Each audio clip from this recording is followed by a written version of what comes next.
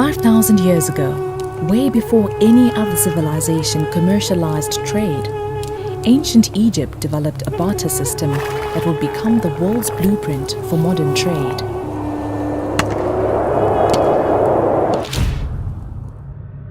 Africa's role in the development of the world tends to be underplayed or appropriated by other peoples, and we should change that narrative. It's little wonder Egypt, the birthplace of commerce, has produced Marie Louise, a powerhouse, and the CEO of Marie Louise, who runs a business that spans continents. She would not be able to reach this success without the support of a bank. I learned color separation at the age of 7. I loved drawing and painting. So it started with painting and art with me at a very tender age. So the whole family is in the business. We unfortunately lost my mother in 2003. She used to be the pivot of the group. The business started actually with my father and mother. I came back from Paris and I started the ladies' wear line. So it was a ladies' wear factory. And meanwhile, my 2 sisters have been studying. One is a mechanical engineer. As a mechanical engineer, she's in charge of the production and the industry. And the youngest, the sister, Yasmin, she started a line for the children. We are a business that is vertically integrated. We start our design from the weaving, to the dyeing, to the printing, the finishing, and then the garments. The fashion lines that we have, they get translated into the market, into retail. We have our own shops. As well, we have a couple of lines that are international, selling in Paris. We employ 1,000 persons who is working. 200 are in the retail and 800 are in the industry. Most of them are women. Part of our industry is producing for other important brands because the capacity of production is quite big for one market. It covers the world actually. We are running right now a collection for Nygaard. That's a major Canadian brand selling in the States. We're working for Next, Laura Ashley, Calvin Klein. Used to be one of our customers a few years ago. I was invited in the year 2007 by the Chambre Syndicale de la Couture to present on the Fashion Week in Paris. We had maybe 6 to 7 fashion shows every season in the Fashion Week.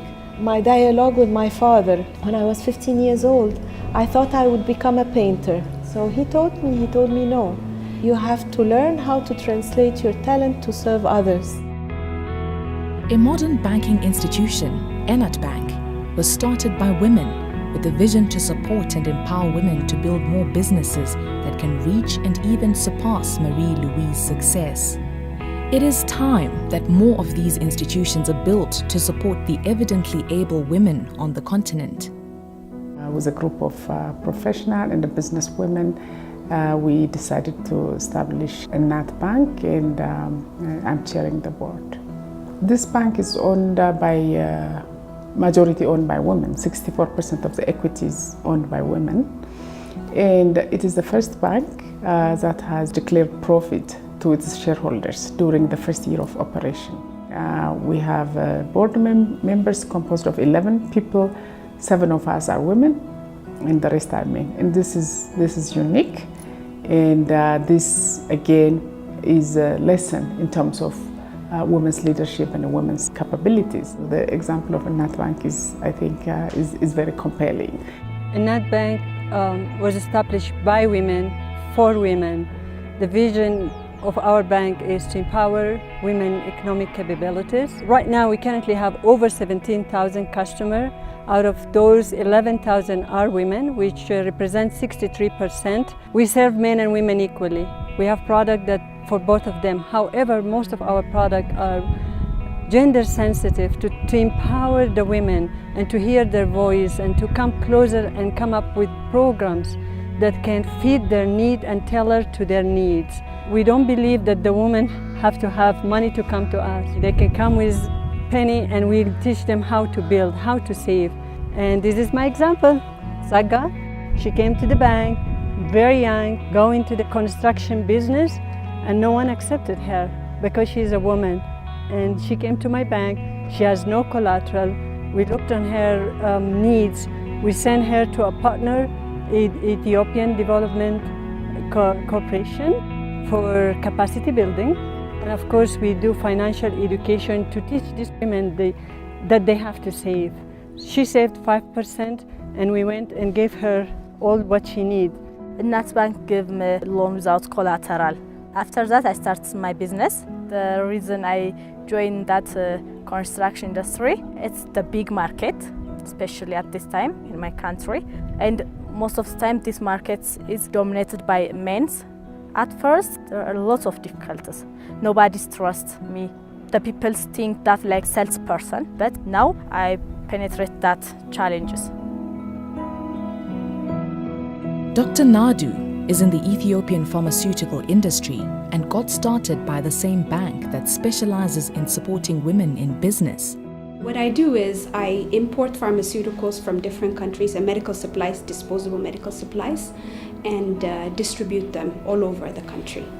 It was very difficult because I lacked the experience to really ask for a loan at any bank. Came with a bit of capital, it wasn't enough to start the business. And Nat Bank really took me in. They embraced me. I came in and I told them what my vision is, where I want to go, how I want to start manufacturing locally. And they didn't see that my inexperience or where I should start out from. They just took me in. It was such an easy process for me personally. All I needed was a guidance. Just going through this whole experience for me, has made me feel like I can achieve anything. Anything is possible. I say to the women of Africa, just go do it. Just go through it and you'll figure it out along the way, what's necessary to achieve your goal, to achieve your mission, whatever it may be. We acknowledge and value support, always. Women empowerment is a priority for my country for many years. The role of women is decisive. It's really very important. Raise your voice and make your stories known to everybody, to women and to men. This will help also other women to engage in the process. We strongly believe that there are so many success stories out there, because by telling these success stories, we hope that we can encourage other women also to engage in this process and to proactively participate in shaping their future. Africa's future is about empowering women. When you talk of the development of Africa, yes, you may be thinking of the development of our natural resources, the economy, and so forth. But at the heart and basis of all that are the people. You are developing those resources, transforming your economy in order to transform your people. The woman is rising in Africa, and we hope there won't be instances of pulling her back. Join us and double the speed of change on our continent by establishing a bank for African women.